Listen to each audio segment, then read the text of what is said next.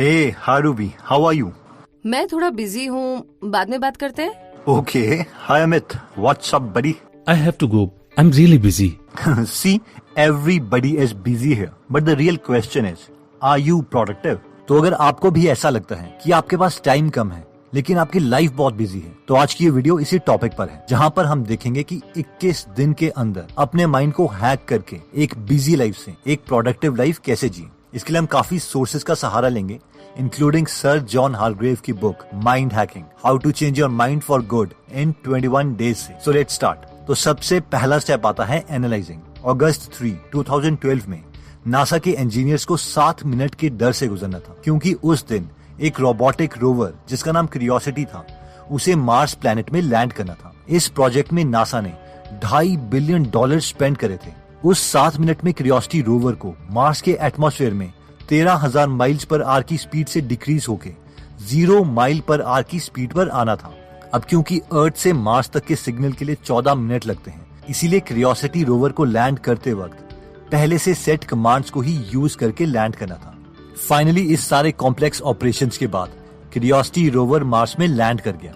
Author कहते हैं कि इस रोबोट में कमाल के थर्मोमीटर, कैमरा और सेंसर्स लगे थे, जिन्हें अर्थ में बैठे नासा इंजीनियर्स कंट्रोल कर रहे थे। अगर हम खुद को देखें तो हम भी इस रोबोट की तरह ही हैं। बेशक हमारे पास इस रोबोट की तरह कैमरा या थर्मोमीटर ना हो, लेकिन हमारे पास आंखें हैं, नाक है, कान है और स्किन है, जिसे हमें डेटा मिलता है। अब जैसे क्यूरियोसिटी रोवर के पास माइक्रो प्रोसेसर है, यानी एक चिप है ब्रेन की तरह जो सेंसर्स को कंट्रोल करती है, वैसे ही हमारे पास माइंड है जिससे हम अपने सेंसर्स कंट्रोल करते हैं। लेकिन सवाल ये है कि क्यूरियोसिटी रोवर के माइक्रो प्रोसेसर को कौन कंट्रोल कर रहा था, यानी उसके ब्रेन को कौन कंट्रोल कर रहा था? ऑब्वियसली अर्थ में बैठे नासा इंजीनियर्स। और वैसे ही हमारे माइंड को कौन कंट्रोल करता है, और वो है हम। 21 दिनों में अपने माइंड को हैक करने का सबसे इम्पोर्टेंट कॉन्सेप्ट इससे आता है कि you are not your mind, यानी हम और हमारा दिमाग अलग है। इस कॉन्सेप्ट को समझने के लिए एक सिंपल एग्जांपल लेते हैं। मान लीजिए आप मूवी देखने मूवी थिएटर में जाते हैं। मूवी स्टार्ट होने से पहले आपका माइंड एनालिसिस करता है और सोचता है यार ये मूवी कैसी होगी, और आप एक्साइटेड हो जाते हैं। अब मूवी स्टार्ट होती है और मूवी के डायरेक्शन, सिनेमेटोग्राफी, एक्टर्स की एक्टिंग इतनी अच्छी है कि आप मूवी में ही खो जाते हैं। मूवी के इमोशंस के साथ हंसते हैं, रोते हैं।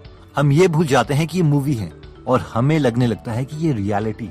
एग्जैक्टली इसी तरीके से हमारा माइंड और हम दो अलग चीजें हैं। जो माइंड सोचता है वो रियलिटी नहीं है, लेकिन हम उसे मूवी की तरह रियल मान लेते हैं और इमोशंस में आ जाते हैं, फ्यूचर या पास्ट के बारे में सोचने लग जाते हैं। इसीलिए हमें अगले 21 दिनों तक एक माइंड गेम खेलनी होगी, और वो माइंड गेम ये है कि जैसे ही हमें इस वीडियो की याद आती है, हमें खुद से सिंपल एक क्वेश्चन पूछना है, और वो है कि मेरा माइंड इस वक्त क्या सोच रहा है। That's it. और सिर्फ ये सोचने से कि हम और हमारा माइंड अलग है, हमारा माइंड हैकिंग का प्रोसेस शुरू हो जाएगा। नेक्स्ट स्टेप एनालाइजिंग में आता है रिक्लेमिंग अटेंशन और रिट्रेनिंग योर कंसंट्रेशन। आइए इसे सिंपल वर्ड्स में समझते हैं। रिक्लेमिंग अटेंशन का मतलब है कि हम कॉन्शियसली दिन में थोड़े टाइम के लिए गेम नंबर 2 प्रैक्टिस करेंगे, जिसका मतलब है कि हम अपनी अटेंशन किसी को भी नहीं देंगे।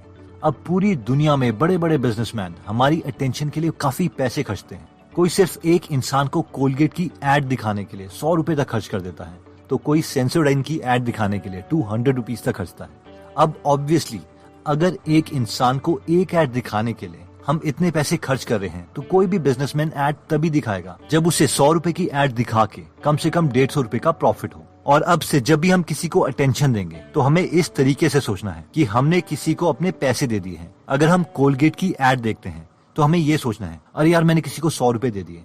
सेंसोडाइन की एड देखते हैं तो हमें ये सोचना है कि हमने इन्हें 150 रुपए दे दिए।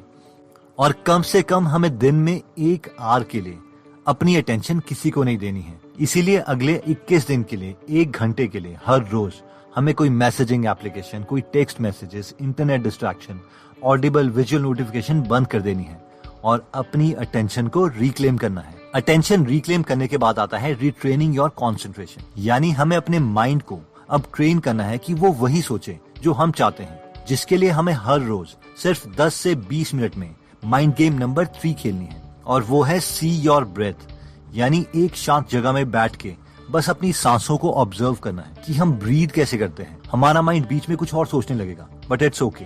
लेकिन दोबारा से हम अपने माइंड को टास्क देंगे कि वो ब्रेथ के बारे में सोचे। अब अपना माइंड हैक करने का नेक्स्ट इंटरेस्टिंग स्टेप आता है इमेजिनिंग। एल्बर्ट आइंस्टाइन ने कहा था, imagination is more important then knowledge. लेकिन आपको पता है कि आइंस्टाइन के स्कूल टीचर्स क्या बोलते थे? आइंस्टाइन के एक टीचर ने आइंस्टाइन के डिसओबीडियंस को देखते हुए कहा था, तेरा जिंदगी में कुछ नहीं होगा। और एक्चुअल में ऐसा लग भी रहा था, क्योंकि आइंस्टाइन एक लो लेवल गवर्नमेंट जॉब कर रहे थे। वो एक 3rd क्लास पेटेंट क्लर्क थे। जब उनका प्रमोशन का टाइम आया तो वो 2nd क्लास पेटेंट क्लर्क बनने वाले थे, लेकिन उन्हें प्रमोशन नहीं दी गई, क्योंकि आइंस्टाइन के सीनियर्स ने कहा था कि आइंस्टाइन को बहुत कम नॉलेज है मैकेनिकल इंजीनियरिंग के बारे में। लेकिन इस जॉब में आइंस्टाइन के पास एक सबसे अच्छी चीज थी, और वो था टाइम। और इस टाइम के साथ उनके पास था दुनिया का सबसे बड़ा टूल, इमेजिनेशन। आइंस्टाइन हमेशा अपने फ्री टाइम में लाइट के बारे में हमेशा इमेजिन करते रहते थे। क्या होगा अगर मैं लाइट के साथ ट्रैवल करूं? क्या होगा अगर मैं एलिवेटर से गिर जाऊं? और इस इमेजिनेशन की वजह से वो दुनिया के नंबर 1 फिजिसिस्ट माने जाते हैं। इसलिए जो भी चीज हम इमेजिन करेंगे हमारे साथ वही होगा। अगर हम इमेजिन करते हैं कि हमारी शादी अच्छी नहीं चलेगी तो वैसा ही होगा। अगर हम इमेजिन करते हैं कि हम एक अच्छी बॉडी शेप अचीव नहीं कर पाएंगे तो वैसा ही होगा। अगर हम इमेजिन करेंगे कि हम रनिंग में अच्छे नहीं हैं तो हमारी बॉडी वैसे ही रिस्पॉन्ड करेगी। अब कई लोग सोचेंगे कि यार ये तो बकवास है। अगर मैं सोचूंगा कि मैं करोड़पति बन जाऊं तो क्या मैं एक्चुअल में करोड़पति बन जाऊंगा? अब ऑब्वियसली ऐसा भी नहीं होगा। लेकिन अगर हम डिटेल में करोड़पति बनने के प्लान्स इमेजिन करते हैं तो माइंड हमेशा एक्टिव स्टेट में रहेगा, और जिस मूवमेंट में हमें कोई पैसा कमाने की अपॉर्चुनिटी दिखेगी तो हम उसे पा लेंगे। और ये साइंटिफिक स्टडीज से प्रूव्ड है। For example, psychologist Laura king ने काफी सारे स्टूडेंट्स लिए और उन्हें 2 ग्रुप में डिवाइड किया, ग्रुप ए और ग्रुप बी। ग्रुप ए में कोई इंटरवेंशन नहीं की गई, लेकिन ग्रुप बी के स्टूडेंट्स को बोला गया कि रोज 20 मिनट तक अपने गोल्स लिखो, बड़े ऑडेशियस गोल्स, और उनके बारे में डिटेल में इमेजिन करो कि तुम वो अचीव कर चुके हो। इस एक्सपेरिमेंट का रिजल्ट ये था कि ग्रुप बी वाले स्टूडेंट्स जिन्होंने इमेजिनेशन की थी वो ग्रुप ए के स्टूडेंट्स के कंपैरेटिवली ज्यादा पॉजिटिव, हेल्दी और सक्सेसफुल रहे। 21 दिन में माइंड हैकिंग का नेक्स्ट स्टेप आता है रीप्रोग्रामिंग। एडिसन को एक काफी सक्सेसफुल इन्वेंटर माना जाता है, जिनके नाम पर 1000 से ज्यादा पेटेंट्स थे। आप जानते हैं कि एडिसन की सबसे बड़ी लीगेसी क्या थी? उनसे हमने ये सीखा था कि इन्वेंशंस कैसे करते हैं। उनके ऑफिस के किनारे एक बेड लगा हुआ था। एडिसन बहुत देर तक एक आइडिया पर सोचते रहते थे। उसके बाद जब वो थक जाते तो थोड़ी देर के लिए उस ऑफिस में रखे बेड में सोने चले जाते। अब जैसे ही उन्हें कोई आइडिया आता वो फटाफट बेड में उठते और उसे कागज में लिख लेते। उसके बाद वो अपने ऊपर वाले फ्लोर के ऑफिस में भागते और उस आइडिया से रिलेटेड रफ ड्राइंग्स बना लेते, जिन्हें वो रियलिटी में कन्वर्ट करना चाहते थे। इसके बाद वो रफ ड्राइंग्स साथ वाले कमरे में बैठे ड्राफ्ट्समैन के पास जाती थी, जो उन रफ ड्राइंग्स को फेयर करके बनाते थे। अगर उन ड्राफ्ट्समैन को कोई क्वेश्चन होता तो वो एडिसन से पूछ लेते। उसके बाद वो ड्राइंग्स मशीन हॉल में जाती, जहां पर उस ड्राइंग को रियलिटी में कन्वर्ट करने के लिए उस ड्राइंग के हर एक पार्ट को बनाया जाता, और फाइनली इन सब पार्ट को असेंबल करके पूरी मशीन तैयार होती थी। आइंस्टाइन बहुत प्राउड होके बोलते थे, हम एक लेडी वॉच से लेके पूरी लोकोमोटिव बना सकते हैं। इस स्टोरी में सबसे इंटरेस्टिंग बात यह है कि आजकल की मॉडर्न कंपनीज ने अपने R&D यानी रिसर्च एंड डेवलपमेंट ऑफिसेस इसी तरीके से ऑर्गेनाइज किए हैं। पहले वो आइडिया लेते हैं, फिर उसे पेपर में लिखा जाता है, फिर उसके प्लान्स बनते हैं, फिर प्रोटोटाइप, और फाइनली फिनिश्ड प्रोडक्ट तैयार किया जाता है। तो अगर हम भी अपने गोल्स को रियलिटी में बदलना चाहते हैं तो पहले डिटेल में अपने गोल्स के बारे में सोचो, उसे पेपर्स में लिखो, फिर उसके फाइनल प्लान्स तैयार करो, और फाइनली एक्शन लेके उस विजन को रियलिटी में बदल दो। तो दोस्तों, इस वीडियो में हमने अपने माइंड को 21 दिन में हैक करने के लिए 3 स्टेप्स देखे थे। पहला था एनालाइजिंग, दूसरा इमेजिनिंग, और तीसरा रीप्रोग्रामिंग।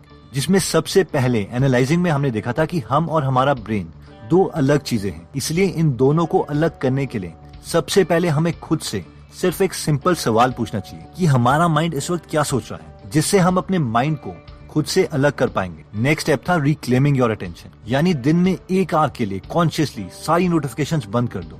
और फाइनली था रीट्रेनिंग योर कॉन्सेंट्रेशन, जिसमें हमने देखा था कि अपनी ब्रेथ पर फोकस करने की माइंड गेम खेलो, ताकि हम अपने माइंड को ट्रेन कर सके कि उसे वही सोचना है जो हम चाहते हैं, ना कि जो वो चाहता है। नेक्स्ट स्टेप था इमेजिनिंग, जिसमें हमने देखा था कि हमें कॉन्शियसली डिटेल में वो चीजें इमेजिन करनी है जो हम बनना चाहते हैं। और थर्ड स्टेप था रीप्रोग्रामिंग, जिसमें हमने देखा था कि अपने गोल्स पाने के लिए पहले किसी चीज पर कॉन्सेंट्रेट करो, फिर उस प्लान को रफ पेपर में लिख लो, फिर उसके बाद फाइनल टेंटेटिव प्लान्स बनाओ, और फाइनली एक्शन लेना है ताकि हम अपनी विजन को रियलिटी में कन्वर्ट कर सके। दोस्तों, अपने माइंड को पॉजिटिवली प्रोग्राम करने के लिए एक और बेस्ट मेथड है, और ये है कि हम इस नेगेटिव सोसाइटी में अपने लिए एक ऐसा एनवायरनमेंट क्रिएट करें जिससे हम हमेशा पॉजिटिव आइडियाज अपने माइंड में डालते रहें। अब ऑब्वियसली सवाल ये आता है कि ये हम करेंगे कैसे, क्योंकि कोई ना कोई हर रोज हमारे माइंड में नेगेटिव चीजें डालता ही रहता है। तो इसके लिए हम रेकमेंड करेंगे कि आप बुक्स पढ़ो।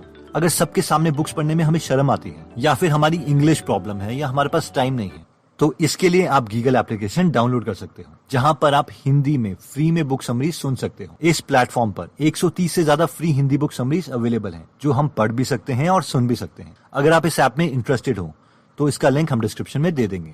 एनीवेज दोस्तों, अगर आपको हमारी मेहनत पसंद आई और अगर आप ऐसी नॉलेजेबल वीडियोस मिस नहीं करना चाहते तो सब्सक्राइब करने के बाद आप बेल का बटन जरूर दबा दीजिए। आप कमेंट करके ये भी बता सकते हैं कि आप नेक्स्ट वीडियो किस टॉपिक पर चाहते हैं। जल्द ही हम आपसे दोबारा मिलेंगे। जय हिंद।